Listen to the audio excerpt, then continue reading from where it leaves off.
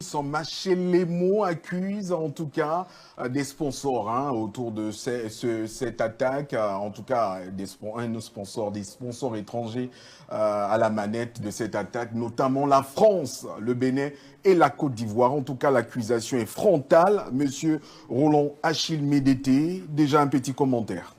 Oui, merci, merci Modeste. C'est vrai que nous sommes plus ou moins habitués, n'est-ce pas, aux sorties du général Tiani, qui a l'habitude d'indexer de manière directe ces pays-là qui ont tendance à faciliter, sinon à provoquer la déstabilisation des pays de l'AES. Mais cette fois-ci, il est plutôt plus convaincant, il est plutôt plus sûr de lui. Et donc, nous pouvons supposer, n'est-ce pas, qu'il a certainement des éléments en sa possession qui lui donnent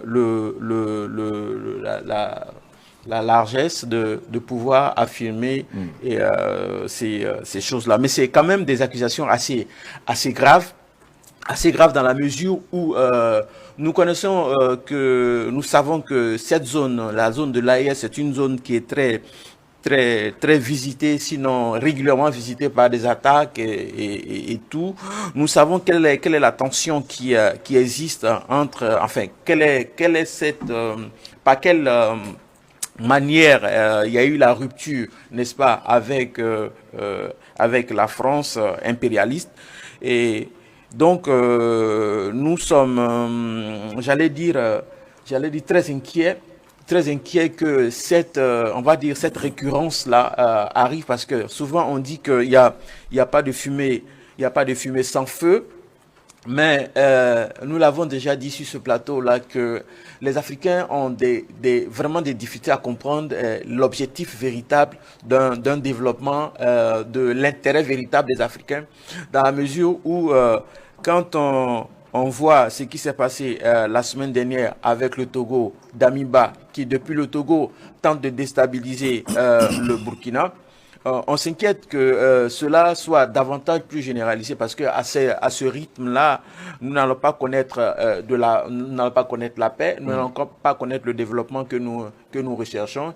Et ça, qui sait, ça pourrait, n'est-ce pas, créer une certaine instabilité généralisée qui pourrait peut-être emporter aussi ces pays limitrophes, par exemple le Bénin et la Côte d'Ivoire, qui sont entre autres cités par le général Tiani. D'accord. Roland, Eric est là. Une attaque quand même qui n'a pas été faite dans un milieu pas très choisi, mais plutôt un endroit quand même stratégique où le général Tiani déclare être un milieu stratégique contenant des armes, mais aussi des richesses en tout cas. En ce qui concerne l'entrée du pays, le transport des marchandises, un endroit bien ciblé en tout cas par ces djihadistes, entre guillemets.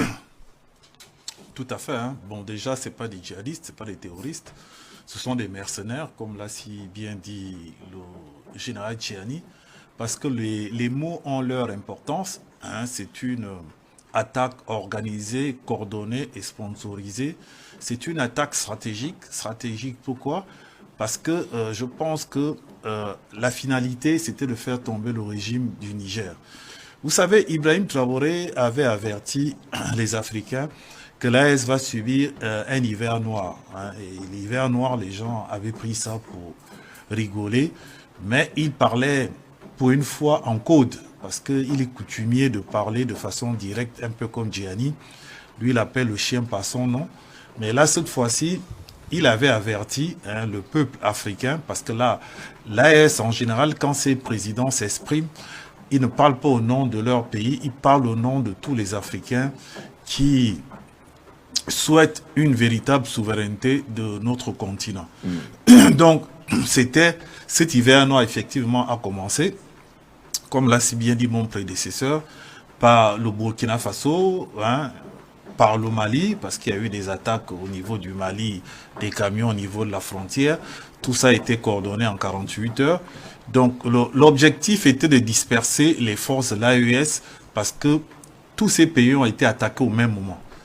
Donc, c'est pour disperser les forces de l'AES pour qu'ils ne soient pas concentrés sur un seul objectif. Pourquoi cette zone a été ciblée? Parce que dans cette zone, il y a le camp conjoint des forces de l'AES, le camp des drones, c'est-à-dire l'armée de l'air de l'AES.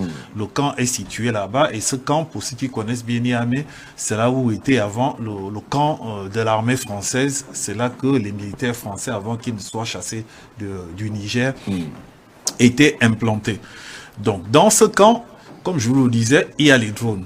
À l'aéroport, il y a l'uranium qui crée le conflit entre le Niger et la France, ce conflit que la France a emmené au niveau des juridictions internationales, ce que je trouve d'ailleurs aberrant, parce que comment expliquer que quelqu'un, vous arrivez dans son pays, vous exploitez son uranium, il vous dit que c'est bon, mais vous considérez à travers Orano que cet uranium leur appartient.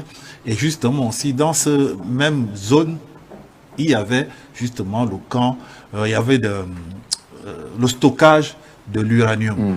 Donc l'objectif était assez clair. Et la plus grande surprise, c'était l'innovation. Bon, pour moi, pas innovation, parce que dans les réseaux sociaux, j'en avais déjà parlé, c'est que les attaques ont été coordonnées. Il y a eu des attaques terrestres, c'est-à-dire des mercenaires qui ont été utilisés avec les motos, etc.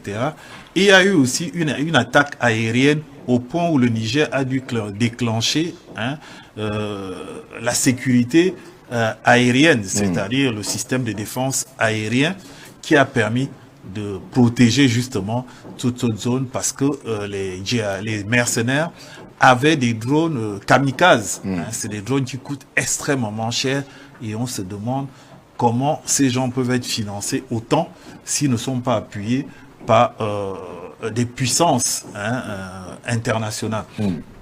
Donc, c'était une organisation incroyable et ils ont eu aussi une riposte à laquelle ils ne s'y attendaient pas, parce qu'ils ne savaient pas que l'armée du Niger était aussi équipée, avait un système de défense aérien et que la promptitude de l'armée nigérienne combinée avec les Russes a fait en sorte qu'en 20 minutes, comme l'a dit le général Tchiani, ils ont lécimé tous ces mercenaires. Il y a eu 20 morts, de nombreux blessés du côté.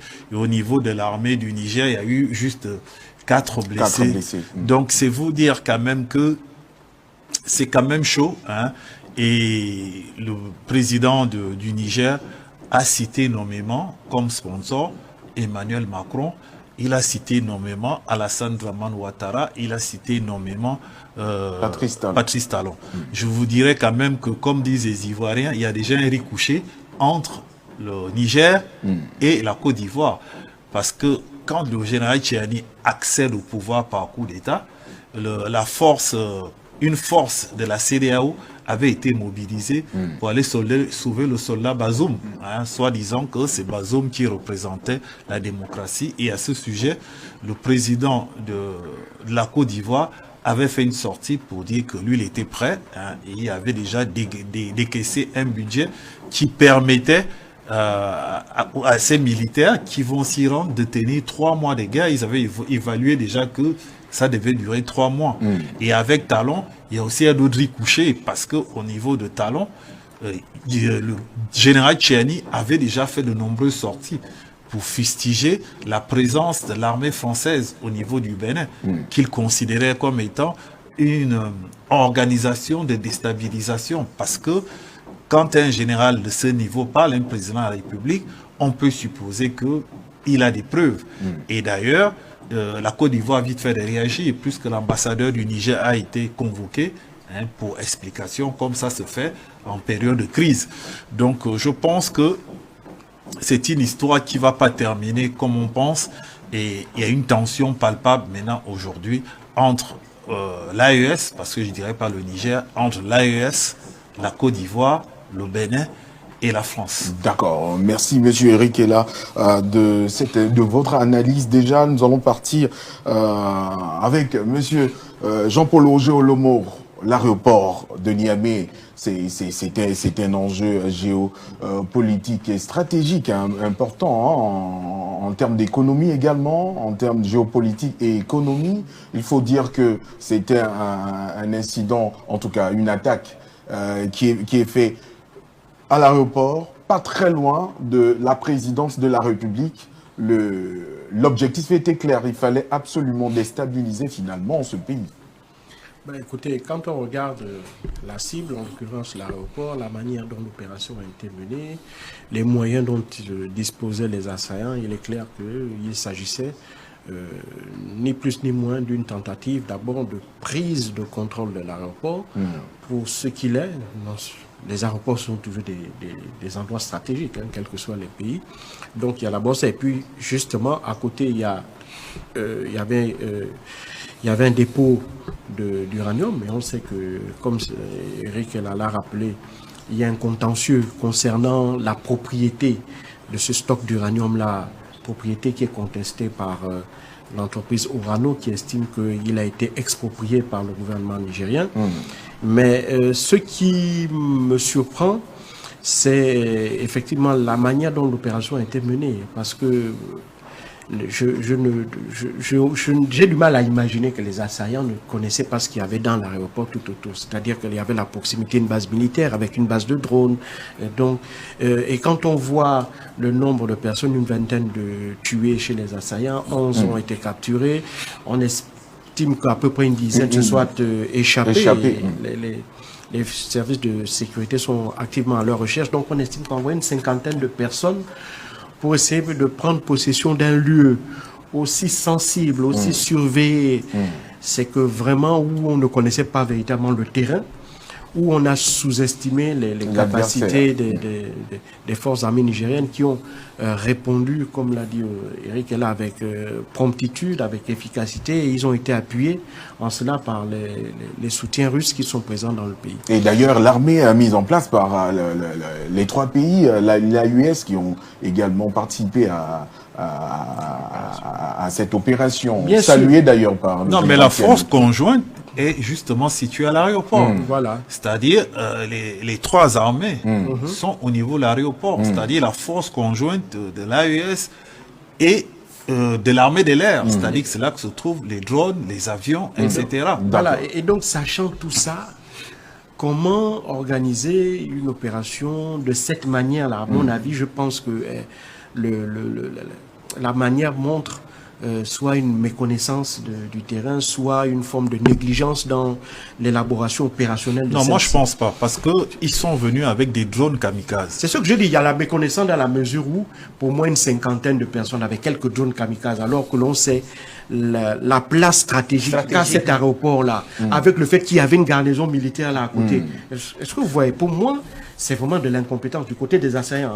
Or, du côté du Niger, ils ont montré une capacité à véritablement maîtriser le terrain, à pouvoir réagir de manière proportionnelle, de manière efficace. Et c'est ce qui explique aussi la relative durée. Ça a mis une demi-heure entre le temps où l'attaque a été déclenchée.